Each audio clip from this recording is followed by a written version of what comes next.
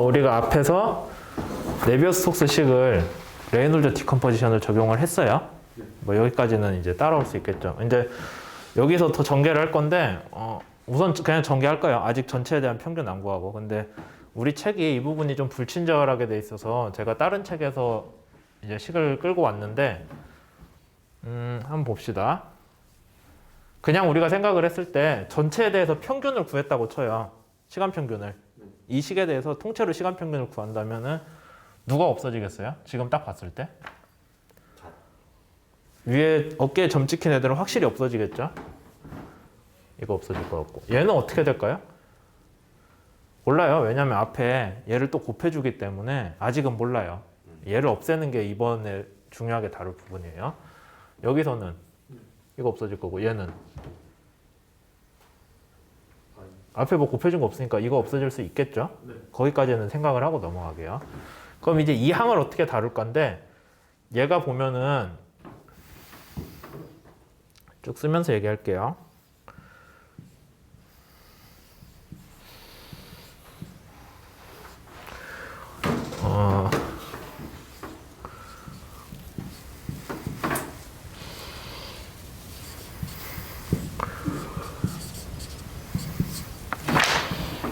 요 항이 통째로 봤을 때 이렇게 이해가 될 수 있겠어요?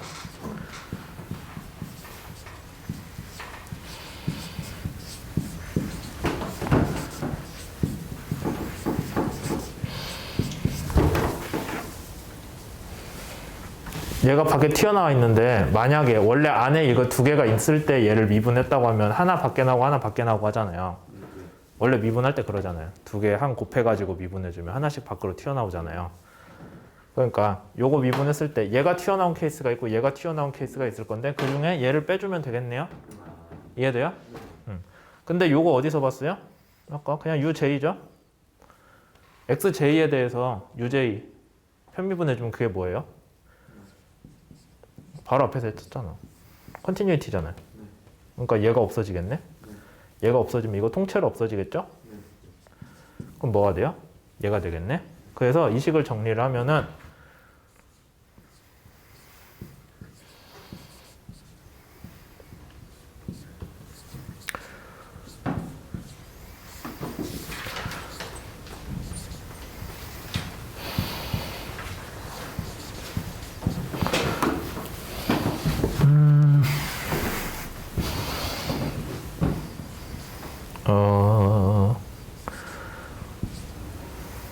요 J 프라임 요 I 줄 더하기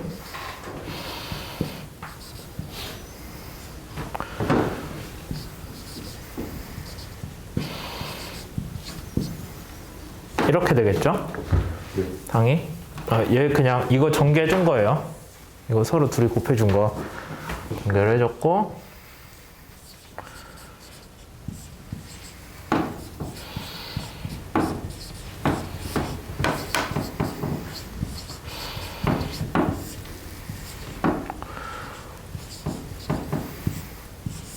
이렇게 되겠네요. 식 정리하면은. 맞아요? 이제 여기에다가 시간 평균을 구할 거예요.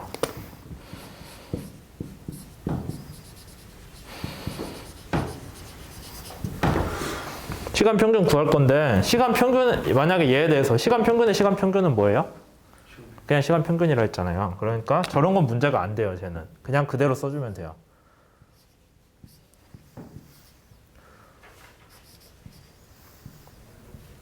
그 다음에 요거 얘가 좀 문제일 것 같은데 확실히 문제 안 될 애는 누가 있어요? 얘는 문제 아니겠죠? 이미 평균이니까 평균 내봐야 또 평균이잖아요.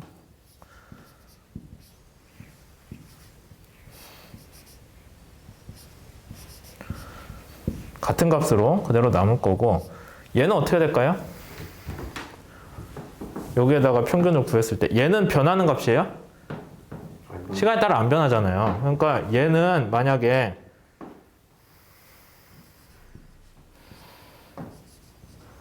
이렇게 한다고 하면 얘는 뭐가 되냐면은 UJ 프라임 평균 곱하기 UI의 평균이 되겠죠.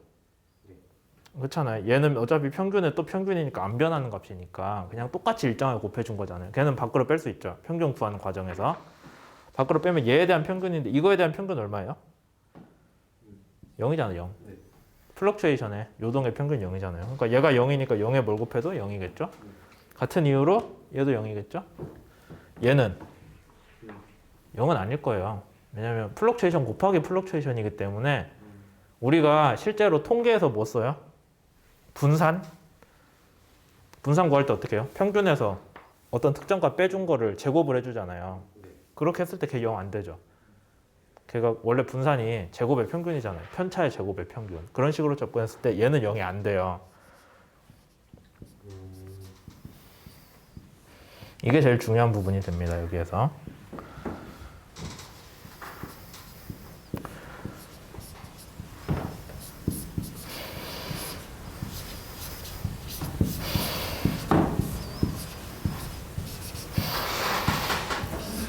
이렇게 되겠네요. 이해됐어요? 여기까지? 네. 예. 근데 이제 문제가 뭐가 있냐면은 얘만 좀 전개를 해주면 어떻게 될 것 같아요. 책에서 봤을 때. 그러면은 우리가 어떻게 해주냐면은 우선 얘를 요걸 뒤로 빼주고요.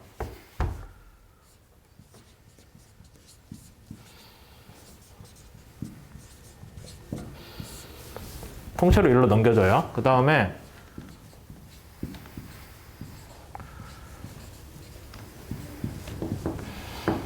요거 편미분한 거 밖으로 빼줄 수 있겠어요?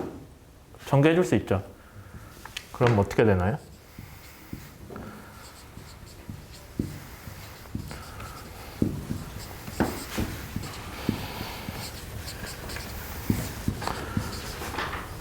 아 이거 아니지. J지. 이렇게 돼요? 네. 식이? 근데 이것도 어디서 봤어요? 컨티뉴이티잖아요. 네. 얘가 없어져요. 그럼 이 식은 결국에 뭐가 되냐면은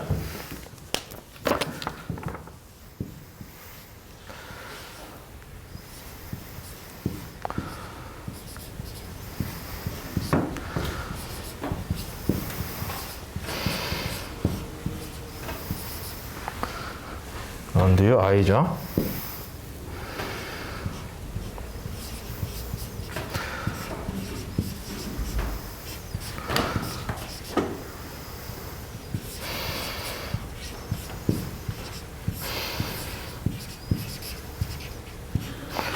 빼기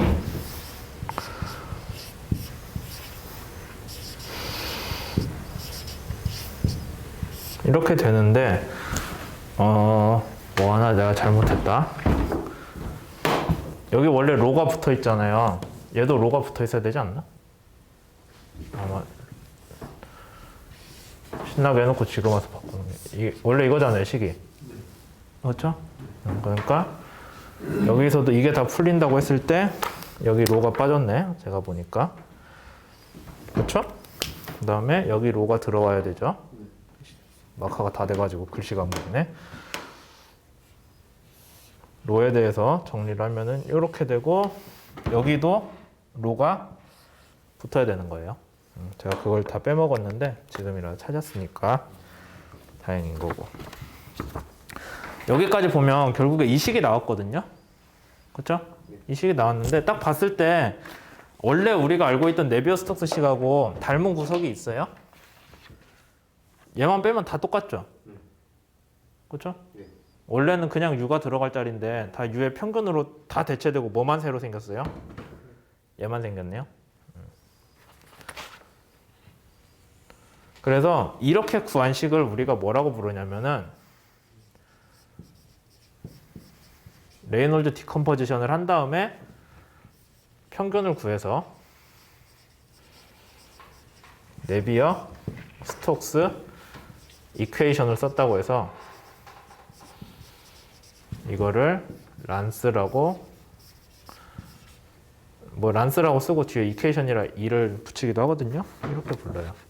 그래서 여러분들이 혹시라도 나중에 이제 전산 해석을 한다, 유체역학에 대해서 시뮬레이션을 한다 하면은 지배방정식으로 네비어스톡스식을 쓰는 게 아니라 거의 많은 경우에 얘를 지배방정식으로 쓰게 돼요. 왜 그럴까요? 그냥 얘로 해석을 하려면 시간에 따른 변화량을 다 일일이 하나씩 따라가 줘야 되잖아요. 근데 우리가 그렇게 할 컴퓨터 성능도 안 되고, 그 다음에 얘가 어떻게 플럭추에이션이 나는지 우리가 알 방법도 별로 없어요. 그러니까 그냥 평균에 대해서, 시간 평균에 대해서 해석을 하면 되겠다. 시간 평균에 대해서 해석을 하고 요동 성분은 뭘로 나와요? 요거 하나로 나오면 되겠구나 라는 게 이 란스 식에서 다루고 있는 핵심 아이디어가 됩니다.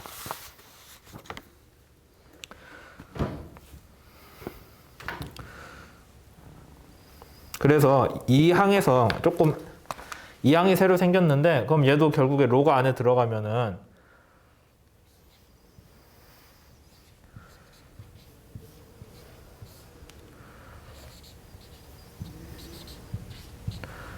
결국엔 이 항이잖아요. 이렇게 되잖아요. 얘가 로가 안으로 들어가면. 근데 이거 누구랑 비슷해요? 원래 네비우스톡스식 할 때 여기 안에 들어있던 게 뭐였어요? 이거였잖아요. 그러니까 사람들이 보고 얘가 뭔지는 모르겠는데 타우랑 비슷한 자리에 들어있잖아요.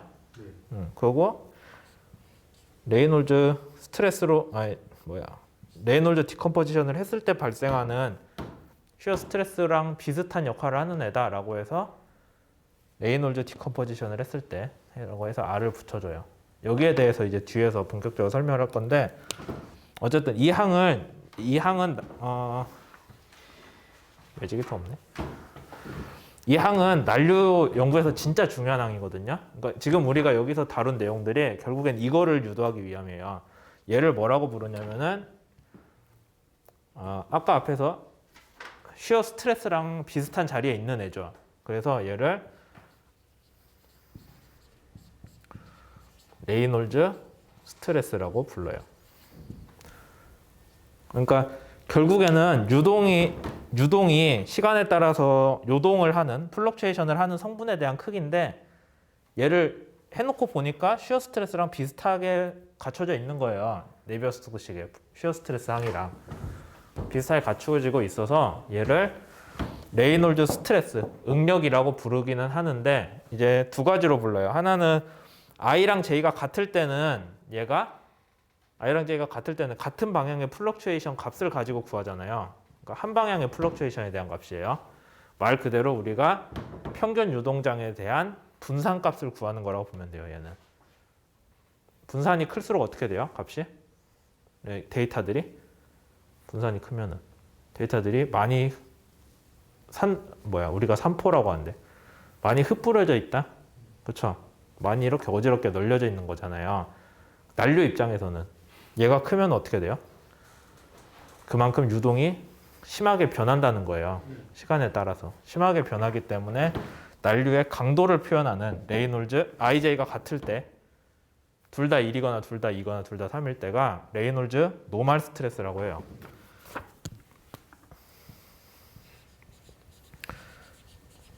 그러면은 서로 다를 땐 뭐겠어요? 당연히 쉬어 스트레스겠죠?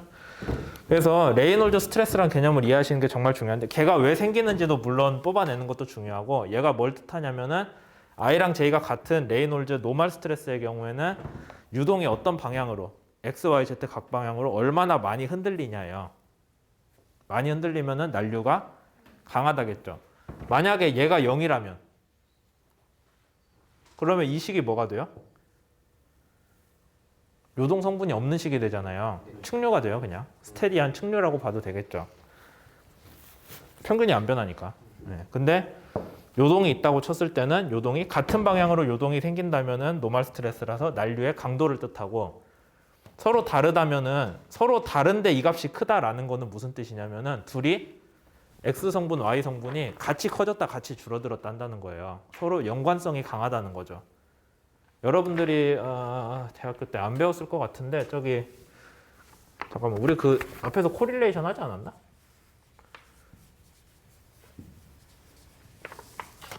저저번 시간에 한 것 같은데. 코릴레이션이 뭐였냐면은 얘가 커질 때 얘도 같이 커지는지,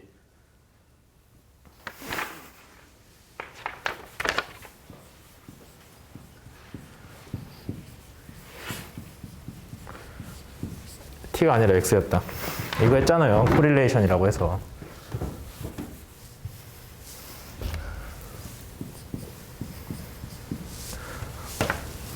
X에서 어떤 위치에서 R만큼 떨어져 있는 애가 원래 X에서 위치에 난류 구조랑 얼마나 닮았냐를 수학으로 표현하는 게 코릴레이션이었잖아요. 그때. 기억 안 나요? 했었어. 이거랑 같은 개념으로 I랑 J가 서로 다른 방향이라면은 이제 얘가 이쪽으로 요동이 있을 때 똑같이 이쪽으로 같이 요동이 있냐라는 거예요. 그게 있다면 둘이 관계가 아주 밀접하다는 거겠죠. 근데 얘가 움직이는 거랑 얘가 움직이는 게 전혀 상관이 없어요. 그럼 코릴레이션 값이 0으로 가거든요. 레이놀드 시어 스트레스가 0이라고 하면은 그 두 방향은 서로 관련이 없는 거예요. 그 정도만 이해를 하셔도 나중에 여러분들이 실제로 난류 유동장을 뭐 해석을 한다거나 아니면 난류 유동장을 실험으로 계측을 한다거나 했을 때 평균 속도만 갖고는 얘기할 게 별로 없거든요. 그건 뭐 그냥 보는 대로 나오는데 난류에 대해서 얘기를 하고 싶다면은 레이놀드 노멀 스트레스랑 시어 스트레스를 계측한 결과를 가지고 뭐 레이놀드 노멀 스트레스가 크니까 여기는 난류와 강도가 강하다. 뭐 저기는 약하다. 그런 것들을 설명할 수가 있어야 이제 제대로 난류 연구를 첫 발을 내딛었다라고 볼 수가 있겠죠.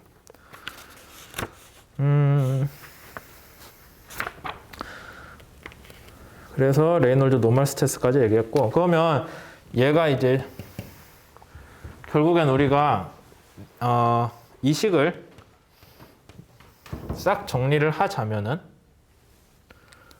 뭐가 되냐면은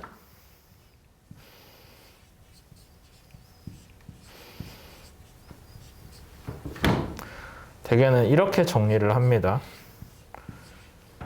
원래 뭐가 들어가요? 타우 IJ가 들어가죠? 네. 당연히. 네. 타우 IJ R로 표현을 하게 돼요. 그러면 우리가 이 식에서 생각할 수 있는 게 얘는 원래 점성에 간 거잖아요. 네. 그 다음에 옆에 있는 거는 난류로 인한 건데 난류로 인한 거잖아요. 네. 뭔지 모르겠지만. 근데 우리가 좀만 생각을 해본다면은 점성이라는 게 결국엔 옆에 있는 유체에다가 에너지를 전달을 해주는 성질이 점성이거든요.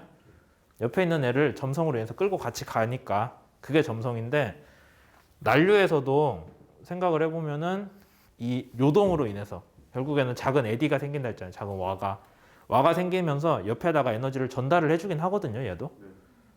그런 입장에서 보자면은 서로 비슷한 성질을 갖는다.